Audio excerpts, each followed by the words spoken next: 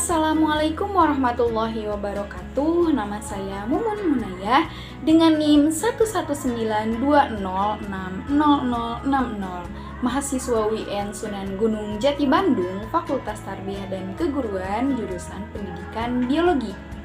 Pada video kali ini saya akan melakukan praktikum fisiologi hewan mengenai metabolisme. Adapun tujuan dari praktikum ini yaitu menentukan kecepatan metabolisme secara teoritis berdasarkan luas permukaan tubuh. Mau tahu bagaimana kelanjutannya? Kita simak videonya. Landasan teori. Metabolisme adalah istilah yang digunakan untuk menggambarkan semua reaksi kimia yang terlibat dalam mempertahankan keadaan hidup sel-sel dan organisme. Nah, metabolisme ini terdiri dari dua kategori loh. Yang pertama, ada katabolisme. Katabolisme yaitu rincian dari molekul untuk mendapatkan energi. Yang kedua ada anabolisme. Anabolisme yaitu sintesis semua senyawa yang diperlukan oleh sel-sel. Nah, metabolisme juga disebut reaksi enzimatis karena metabolisme terjadi selalu menggunakan katalisator enzim.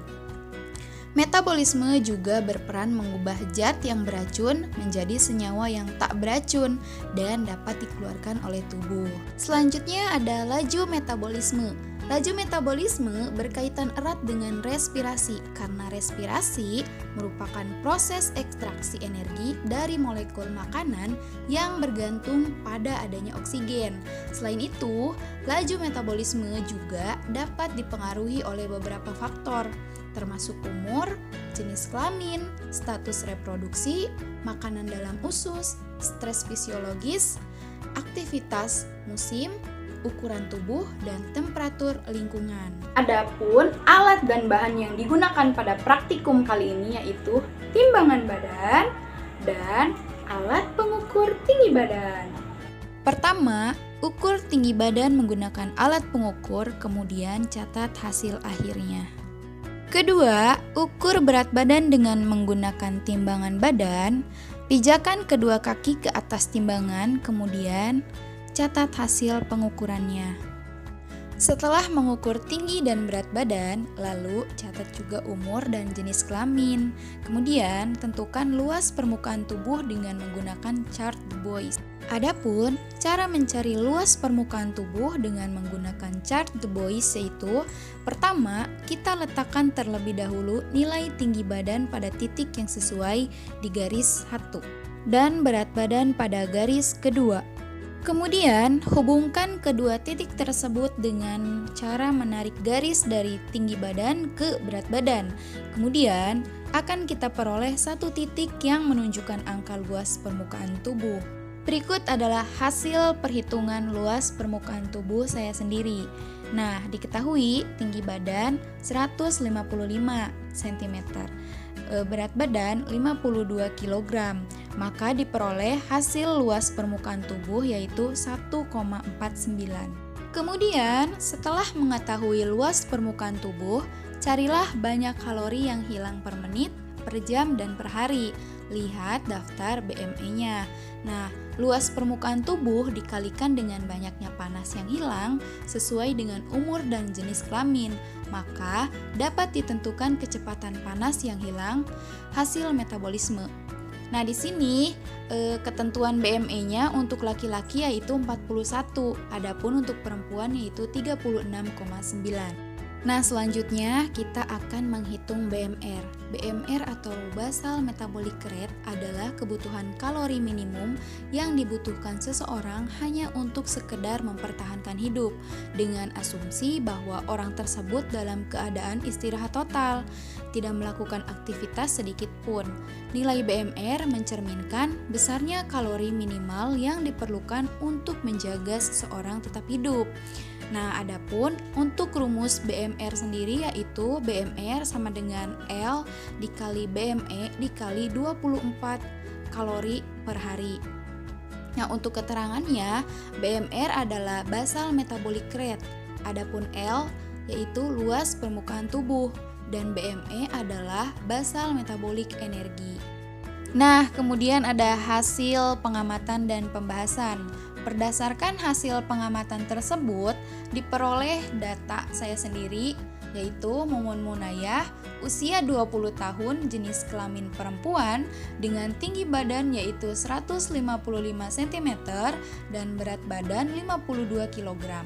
Kemudian, luas permukaan tubuh yang dimiliki saya sendiri yaitu 1,49 dengan BMI yang ditentukan pada perempuan yaitu 36,9. Berdasarkan data tersebut dapat dihitung BMR yang diperoleh, hasilnya yaitu sebesar 1319,554 kcal. Maka hasil praktikum ini diketahui bahwa kalori yang dibutuhkan oleh saya sendiri yaitu 1319,554 kcal. Nah, selanjutnya yaitu pertanyaan. Yang pertama, jelaskan mengapa berdasarkan hasil pengukuran yang telah dilaksanakan terjadi perbedaan kecepatan metabolisme. Jawabannya, metabolisme tubuh merupakan proses kimia yang terjadi di dalam tubuh. Nah, untuk mengubah makanan dan minuman yang dikonsumsi menjadi energi tentunya. Kecepatan metabolisme setiap orang itu berbeda-beda, tergantung hal tersebut dipengaruhi oleh beberapa faktor tentunya seperti umur, jenis kelamin, status reproduksi, makanan dalam usus, stres fisiologis, aktivitas dan musim, serta ukuran tubuh dan temperatur lingkungan.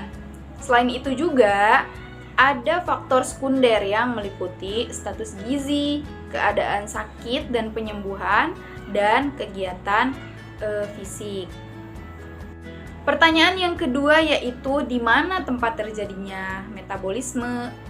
Nah, tempat proses terjadinya metabolisme sebagian besar itu terjadi di dalam usus. Namun, ada juga terdapat pada hati, sel-sel otot, dan sel-sel lemak untuk dipakai sebagai energi atau disimpan sebagai energi cadangan.